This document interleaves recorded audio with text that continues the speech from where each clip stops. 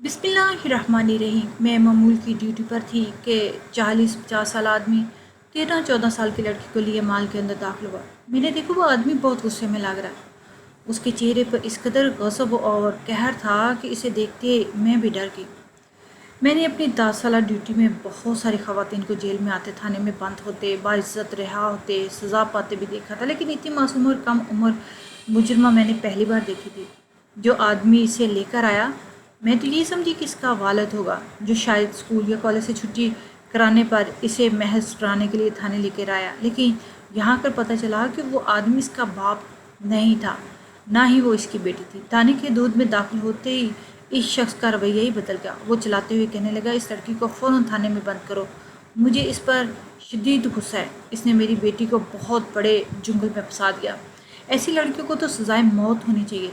मैं हैरान हो गई कि छोटी सी मासूम सी लड़की इस 40 साल आदमी का क्या बिगाड़ सकती है। एक निहत्ती लड़की जो कि जेल में बंद कराने के लिए ले आया। मैंने भी हिम्मत करके इसे जवाब दिया, जनाब आप बैठें और मुझे तफसील से बताएं, इस खातून से क्या गलती हो गई है जिसकी वजह से आप इसे थाने में बंद करवाना चाहते हैं।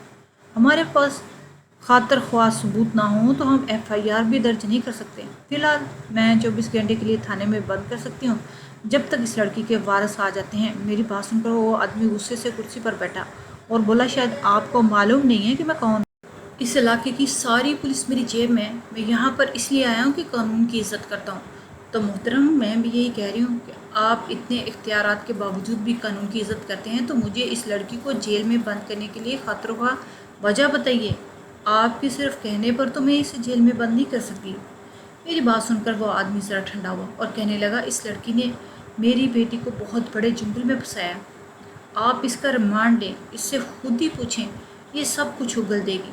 मेरे पास इतना वक्त नहीं है कि छोटी छोटी बातें कहता फिरूं, और ना ही मैं अपनी बेटी के बारे में कोई मज़ीद बात बताना चाहता हूँ। इसने मेरी या मेरी बेटी को भी ही दुख नहीं पहुँचाया, बल्कि इसके पीछे 30-40 मज़ीद लड़कियाँ हैं जो इसकी वजह से मुसीबत में फंस चुकी हैं। 3-4 तो अपनी जानें तक ले चुकी हैं, खुदकुशी कर चुकी हैं। कातला है ये कई लड़कियों की, लेकिन खुद ये इस कदर ढीठ और बेज़मीर है कि आज तक इसने अपनी जान नहीं ली और ना ही खुद को नुकसान पहुंचाया। इसकी वजह से लोगों को नुकसान पहुंचता रहा। इसकी वजह से लड़कियों की ज़िंदगी बर्बाद होती रही, और ये इसी तरह है। देखो, इसकी सेहत भी कोई फ़र्क नहीं पड़ा। मैडम, मैं आपको अपने हुलिये से क्या कोई इस तरह का आवारा या लफंगा नज़र आता हूँ? मैं एक बाइख्तियार ऑफिसर हूँ। मैं चाहता हूँ इस लड़की को खुद भी सज़ा दे सकता था, लेकिन इसका जुर्म इतना बड़ा है कि इसे कटहरे में लाया जाए। आप इसे फ़िलहाल थाने में बंद करें। मैं कल ही जाकर एक वकील करूँगा। ये लड़की अदालत में जाएगी और इसको सख्त से सख्त सज़ा दिलवाऊँगा। मोहतरम, लगता है आपको कोई गलत फहमी हुई है। मेरा भी तजर्बा है, 10 साल से मैं मुजरमों को ही देखती आ रही हूँ। ये लड़की इस काबिल नहीं है कि कोई जुर्म कर सके। आपको थोड़े ठंडे दिमाग से सोचना चाहिए। फ़िलहाल मैं FIR के लिए बगैर ही इसे थाने में बंद कर लेती हूँ। कल तक आपने जहन को तब्दील नहीं हुआ तो आप बेशक इस पर केस कर लीजिए, मैं FIR काट लूँगी। मैंने इस आदमी को वहाँ से इसलिए भेज दिया क्योंकि वो बहुत ज़्यादा गुस्से में लग रहा था। इंसान गुस्से में कभी भी कोई सही फ़ैसला नहीं कर सकता, इसलिए मैं इस आदमी से कोई बहस नहीं करना चाहती थी। लेकिन मैंने दिल में ठान ही ली थी कि मैं इस लड़की को कोई सख्ती वाली बात नहीं करूँगी, क्योंकि वो बहुत मासूम लग रही थी। इसके चेहरे पर इतनी मासूमियत थी, मैं कभी नहीं सोच सकती थी कि ऐसी लड़की जेल में आ सकती है। खैर, मैंने लेडी कांस्टेबल से कहा कि इस लड़की को अंदर ले जाओ, इसे ठंडा पानी पिलाओ, अगर कोई और खाने की चीज़ मांगती है तो दो, इससे कोई सख्ती वाली बात मत करना। ये सुनकर लड़की की जान में जान आई। शायद वो ये सोच रही थी कि थाने में ले जाते ही उसे मार पीट हो जाएगी, लेकिन मैंने ऐसा कुछ नहीं किया। इस लड़की से बहुत शफकत और नरमी से पेश आई, क्योंकि मेरी नज़र में वो मुजरिमा थी ही नहीं, इन्हें सिर्फ एक मुलजमा थी। थोड़ी देर के बाद मैं खुद सेल में गई। मुझे देख के वो लड़की खड़ी हो गई। उसने मुझे मोहतबाना तरीके से सलाम किया और उसके अंदर से लग रहा था कि वो पढ़े लिखे और महज़ब घराने की लड़की है। बेटा, तुम मुझे खुद ही सच सच बता दो, वो अंकल तुम्हें पकड़कर थाने क्यों लाए हैं? तुमने उनकी बेटी के साथ क्या किया है? कोई जुर्म हुआ है, गलती हुई है तो मुझे बताओ। देखो, गलतियाँ इंसान से होती रहती हैं। अगर तुम छुपाती रहोगी तो कल वो आदमी अगर वकील ले आया और तुम पर केस कर दे गया तो बात अदालत में चली जाएगी। हमारे वालिदैन भी नाराज़ होंगे, کم از کم اپنا نہیں تو ان بوڑھے والدین کا ہی خیال کر لو جن کی وجہ سے تم اس قدر اور عمر کے اس حصے تک پہنچی ہو۔ میری بات سن کر لڑکی رونے لگی۔ روتے روتے اس کی ہچکیاں بند گئی۔ میڈم مجھ سے قسم لے لو، قرآن پاک کی قسم لے لو، میں نے کوئی قصور نہیں کیا۔ جو میرا قصور ہے وہ میں بتا نہیں سکتی، کیونکہ میرا قصور صرف ایک جرم ہی نہیں بلکہ ایک راز بھی ہے۔ اگر میں آپ کو بتا دوں گی تو اللہ مجھ سے بہت ناراض ہوں گے۔ میں نے اپنے والدین اور قرآن پاک کی قسم کھا رکھی ہے، اگر آپ کو بتاؤں گی تو میرے والدین بھی مر جائیں گے اور میں تباہ و برباد ہو جاؤں گی۔ میں اس کی بات سن کر حیران ہی رہ گئی۔ وہ اس قدر ڈری ہوئی تھی، کوئی بات اگلنے کو تیار ہی نہیں تھی۔ کہنے لگی، مجھے جو بھی سزا دینا چاہتی ہو دے دو، میں تو اپنے آپ کو قربان کرنے کے لیے تیار ہوں، لیکن میں اپنی قسم نہیں توڑ سکتی۔ قسم کا کفارہ بہت بھاری ہوتا ہے۔ میں اس لڑکی کی باتیں سن کر بہت مجھے افسوس ہوا۔ اس کے پاس کوئی بات تھی ہی نہیں، وہ سب کچھ مجھے بتانا بھی نہیں چاہتی تھی۔ پھر مجھ سے کہنے لگی کہ اگر آپ خود پتہ لگانا چاہیں تو میں آپ کو طریقہ بتا دوں گی، لیکن میری بات یاد رکھیے گا، مجھ پر کوئی نام نہیں آنا چاہیے۔ آپ نے اگر میرا نام لیا تو میں جیتے جی مر جاؤں گی۔ میرے والدین تو شاید دل کا دورہ پڑ کے اس دنیا سے ہی چلے جائیں گے۔ آپ کی بڑی مہربانی، آپ کی شخصیت میں بہت رحمدلی ہے، میں جانتی ہوں آپ ایسا قدم نہیں اٹھائیں گی۔ لڑکی روتے روتے میرے پیروں میں پڑ گئی۔ اچھا ٹھیک ہے، میں تمہارے بارے میں کسی کو کچھ نہیں بتاؤں گی، تم بس مجھے بتا دو اگر میں خود سچ تک پہنچنا چاہوں تو مجھے کیا کرنا ہوگا۔ لڑکی نے مجھ سے کاغذ اور پینسل مانگا۔ میں حیران تھی، وہ اس قدر خوفزدہ تھی کہ صحیح سے بات بھی نہیں کر پا رہی تھی۔ ظاہر ہے کسی نے اسے بہت سخت ڈرایا ہوا تھا۔ میں نے اسے کاغذ اور پینسل لا کر دی۔ اس نے اس پر ایک پتہ لکھ دیا، ساتھ ہی نیچے جمعے کا وقت بھی لکھ دیا۔ کاغذ پر اس نے پتہ لکھنے کے ساتھ یہ بھی لکھا کہ یہاں پر میں دن 12 بجے کے قریب جاؤں گی اور دن بھی جمعہ کا ہو، تب مجھے راز پتہ چلے گا۔ میں نے وہ کاغذ لے کر اپنے پاس رکھ دیا۔ وہ لاہور کے ایک مشہور مال کا پتہ تھا۔ مال میں دکان نمبر کا بھی پتہ لکھا ہوا تھا، دکان نمبر 26۔ میں دوبارہ سے دیکھا، اس نے سب تفصیل میں لکھا ہوا تھا، لیکن مجھے کوئی بھی بات اپنے منہ سے نہیں بتائی تھی۔ اس نے مجھے یہی کہا تھا کہ تم جا کر اس دکان سے کپڑے لے لینا، تمہیں ساری حقیقت خود ہی معلوم ہو جائے گی۔ میں نے اپنی کانسٹیبل سے کہا کہ جمعے کے دن مجھے یہاں پر لازمی جانا ہے، اور اس لڑکی کو تم فی الحال اس آدمی کی پہنچ سے دور ہی رکھنا۔ اسے کوئی بھی بہانہ کر کے کہہ دو کہ ہم 1 ہفتے کا ریمانڈ اس لڑکی کا لیں گے، اس کے بعد ہی FIR درج کریں گے۔ ضرور یہ خود ہی اپنا جرم اگل دے گی، اور وکیل کو اس معاملے سے تو دور ہی رکھو۔ کانسٹیبل نے میری بات مان لی تھی۔ خیر اگلے ہی دن وہ صاحب بڑے غصے میں ہمارے دفتر آ کر بیٹھے، ہمیں دھمکانے لگے، اس لڑکی پر FIR درج کریں تاکہ میں وکیل لے کر آؤں، اس پر کیس کر سکوں۔ میں نے اس کی بڑی منت سماجت کی۔ میں نے کہا کہ مجھے 1 ہفتے کا وقت دیں، میں 1 ہفتے میں ساری تشویش مکمل کر لوں گی، لڑکی کا ریمانڈ بھی لے رہی ہوں۔ تب تک اگر آپ صبر کر لیں تو معاملہ طویل اختیار کرنے کے بجائے یہیں پر حل ہو جائے گا۔ میرے پاس مجرموں سے راز اگلوانے کے کئی طریقے ہیں، آپ کو مجھ پہ بھروسہ کرنا ہوگا۔ وہ آدمی سمجھدار لگ رہا تھا، میری بات سن کر خاموش ہو گیا۔ بولا، ٹھیک ہے میں آپ پہ بھروسہ کرتا ہوں، پر 1 ہفتے کے بعد مجھے مایوس مت کیجیے گا۔ میں نے اس کو مطمئن کر کے تھانے سے بھیج دیا، وہ بھی چلا گیا۔ اب مجھے اگلے ہی جمعے کے روز اس مال میں جانا تھا، جس کا پتہ اس لڑکی نے مجھے لکھ کر دیا تھا۔ جمعے کے روز میں اللہ تعالیٰ سے دعا کی کہ مجھے میرے مشن میں کامیابی عطا کرنا۔ میں جب اپنے دفتر سے نکلی تو ایک عام سے حلیے میں نکلی۔ میں نے شلوار قمیض پہن رکھی تھی اور معمولی سا پرس پکڑا ہوا تھا۔ پولیس میں مڈل کلاس نظر آ رہی تھی۔ میرا یونیفارم غائب ہو چکا تھا، البتہ آنکھوں کا روپ اور دبدبہ اس پیشے میں آنے کے بعد ہمیشہ کے لیے انسان کی آنکھوں میں رہتا ہے، وہ کہیں نہیں جاتا۔ میں اپنی شخصیت چھپا نہیں سکتی تھی، البتہ اپنا حلیہ تبدیل کر کے اس مال کا چکر لگانے کے لیے گاڑی میں بیٹھ گئی۔ گاڑی نے تھوڑی دور جا کر مجھے چھوڑ دیا۔ میں نے گاڑی سے اتر کر رکشے والے کو روکا، رکشے میں بیٹھ کر اس مشہور مال میں پتے پر پہنچ گئی۔ رکشے والا مجھے بڑی عجیب سے دیکھنے لگا اور بولا کہ باجی آپ وہاں جا کر کیا کریں گی، آج تو جمعہ کا دن ہے، سارا مال خالی ہوگا۔ میں رکشے والے کی بات سن کے سمجھ گئی تھی کہ اس لڑکی نے مجھے جو بھی معلومات دی ہے اس میں کوئی نہ کوئی وزن لازمی ہے، ورنہ اگر جمعے والے دن وہ مال بند نہ ہوتا تو دکان نمبر 26 کیوں کھلی ہوتی۔ خیر تھوڑی ہی دیر کے بعد میں مال پہنچ گئی۔ میں نے دیکھا تو واقعی مال میں کافی زیادہ ویرانی تھی۔ میں نے اوپر دیکھا تو ایک دکان کھلی ہوئی تھی، نیچے والا سارا فلور اندھیرے میں ڈوبا ہوا تھا۔ میں نے ذرا غور کیا تو مجھے یہی میں سمجھ آیا کہ دکان تو تقریباً ساری ہی کھلی ہوئی ہیں، لیکن سارے مال کی بجلی بند ہے۔ خیر مجھے کیا، میں دکان نمبر 26 کی طرف بڑھ گئی۔ میں نے دیکھا کہ باہر کپڑوں کا سٹینڈ لٹک رہا تھا اور ان کی قیمت بھی کافی کم تھی۔ مجھے دیکھتے ایک دکاندار اندر سے نکل آیا۔ دکان یک دم روشن ہوگی، مجھے دیکھ کر کہنے لگا، باجی 500 روپے کی ایک قمیض ہے، آپ لینا چاہیں؟ نہیں، میں نے ظاہر کیا تو بولا 1200 روپے کی 4 قمیضیں ہیں۔ یہ سن کر میں نے اس دکاندار کی طرف حیرت سے دیکھا، یوں دیکھا جیسے اب مجھے اس کی بات پہ یقین آیا ہو اور دلچسپی بھی پیدا ہوئی ہو۔ پہلے مجھے اس کی بات میں کوئی دلچسپی نہیں تھی۔ میں نے اسے کہا کہ مجھے 1200 روپے والی شرٹ دکھا دیں۔ اس نے بڑے بغور میرا جائزہ لیا اور پھر کہنے لگا، باجی آپ یہ قمیضیں جا کر چینج روم میں دیکھ لیں، انہیں ایک بار پہن کر دیکھ لیں، تسلی کر لیں، تاکہ پھر آپ بعد میں آ کر ہمیں واپس نہ کریں۔ ہمارے ساتھ آج کل بہت زیادہ یہ مسئلہ چل رہا ہے کہ لڑکیاں کپڑے اور قمیضیں وغیرہ لے جاتی ہیں اور بعد میں آ کر کہتی ہیں یا تو یہ کھلی ہے یا پھر تنگ ہے، اس لیے آپ اپنی تسلی سے لے کر جائیں، کیونکہ خریدا ہوا مال واپس نہیں ہوگا۔ میں نے دکاندار سے کہا کہ مجھے یہ کپڑے تقریباً پورے آ جائیں گے، مجھے انہیں چیک کر کے تسلی کرنے کی ضرورت نہیں۔ میری بات سن کر اس نے مزید مجھے لالچ دیتے ہوئے کہا، میڈم دیکھ لیں، میں آپ کو 1500 روپے میں مزید اچھی قمیضیں دکھا دوں گا، لیکن یہ نہ ہو کہ کل آپ واپس لے جائیں۔ اگر آپ تسلی کر کے اپنی گارنٹی پر لے جائیں گی تو پھر میں آپ کو مزید کپڑے دکھا سکتا ہوں، جو کہ سارے بہت سستے ہیں۔ میں بالکل ویسے اشتعال سے کھڑی تھی جیسے کہ پہلے تھی۔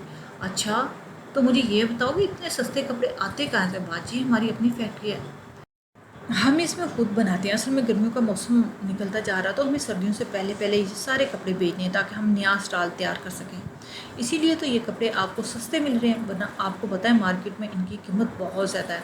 آپ پورے پلازے میں گھوم پھر کر پتہ کر لیں، آپ کو کہیں سے بھی ایسی قیمت ملے تو میں آپ کو یہ کپڑے مفت دینے کو تیار ہوں۔ دکاندار کا ایسا بیان انداز تھا کہ کوئی بھی کمسن لڑکیاں متاثر ہوئے بغیر نہیں رہ سکتی تھی۔ خیر میں نے اسے بظاہر یہی اظہار کیا کہ میں اس سستے کپڑے کی ڈیل سے بہت متاثر ہوں۔ میں نے وہ کپڑے اپنے پاس رکھ لیے اور کہا کہ وہ مجھے چینجنگ روم میں لے کر جائے، میں انہیں چیک کرنا چاہتی ہوں۔ اس کی آنکھوں میں عجیب سی چمک ابھر آئی، وہ بہت خوش لگ رہی تھی۔ کہنے لگا، یہاں چینجنگ روم نہیں ہے، پلازے کی سب سے اوپر والی فلور پر موجود ہے۔